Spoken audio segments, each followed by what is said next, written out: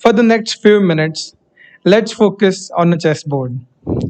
There are 64 squares, alternatively black and white, 32 pieces, 16 black and 16 white. Every piece has its responsibility on this board. The pieces move strategically, each with its own unique ability. Pawns protect the more valuable pieces. Knights move in unexpected ways.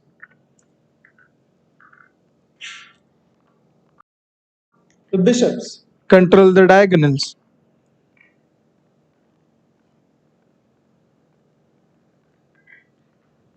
And rooks dominate the ranks and the files. And the king and the queen lead the charge. Every move is calculated, every piece plays its part, and the outcome of the game depends upon the coordination of the entire team. Now, I want you to harness every thread of your imagination and visualize yourself as a chessboard. Your senses work together like the pieces on the board, each with its own unique function. Sight is like the queen, commanding and dominant, while touch is like the knight, able to move in unexpected ways. Hearing is like the bishop, carefully observing and guiding. Smell and taste are like rooks, providing stability and structure. And at the center of it all is your brain, the king, orchestrating and directing the game of perception. But you know how, while playing, we end up losing our chess pieces? That can be the case in real life too. In life, we might end up losing our senses, just like the pieces on the board. Hypothetically, take a second to think over my question if you must. But which one of your senses will be most difficult to part with? I can hear a few minds buzzing with why would one imagine such a thing?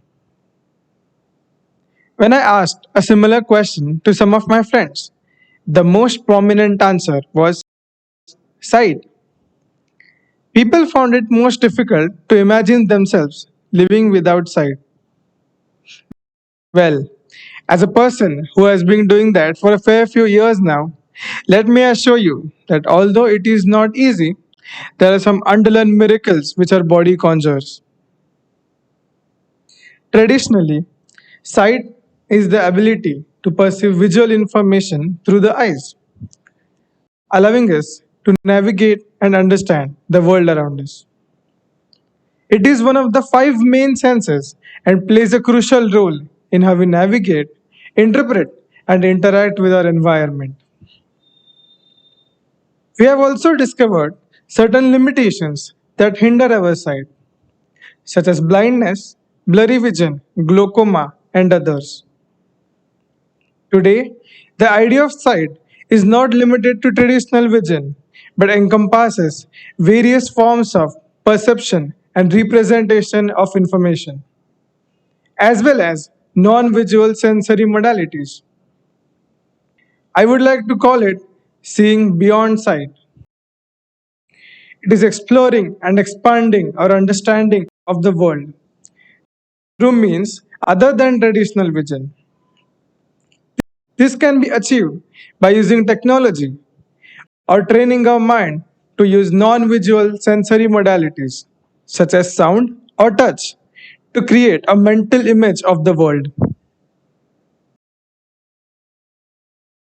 In chess, we have promotion.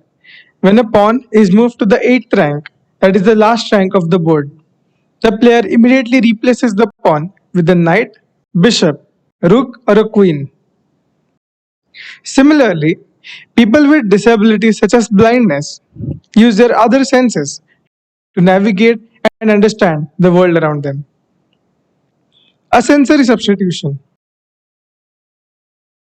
incorporating information from various sources such as sound, touch, and technology, we can gain a more complete and nuanced picture of the world.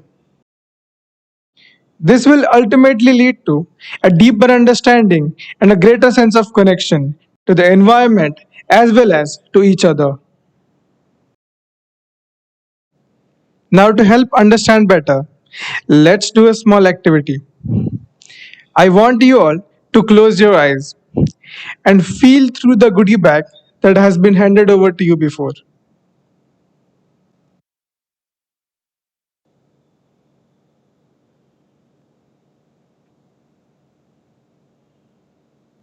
Try to distinguish the objects without actually seeing them.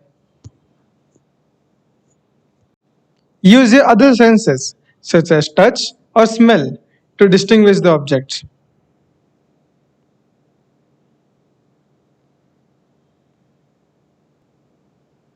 Slowly, you will realize that your brain will adapt itself.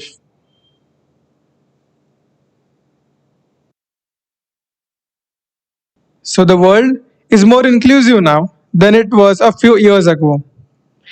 I remember sitting beside my elder brother and father playing chess, and I was curious about the game and wanted to try my hand at it. So my father bought me a braille chess set. Going for classes to learn professionally was not really an option for me, as the tutorials used to happen in groups, and coaches used a wall mounted magnetic chess set to teach, which was not accessible for me. So my father learned the nitty gritties of chess and taught me. Today, with the help of technology and a braille chess set, I can have classes and practice on my own. Now let's talk about the braille chess set. What sets the braille chess set apart is the pieces are designed differently to aid in tactile identification. A peg at the bottom of each piece fits snugly into the board. The black squares are raised to help track diagonals, so the players can touch the pieces and the board while playing. Apart from the rule of touch to move, where a player has to necessarily move a piece after it has been touched, regulations remain same for visually challenged chess players. With years of practice and patience, I have come a long way from the boy wanting to play chess to the boy who mastered it. The power of mind is indeed beyond our imagination. I can see things without actually seeing them. You could visualize my thoughts without me showing them to you. Isn't that genius? Well, life is like playing a game of perception.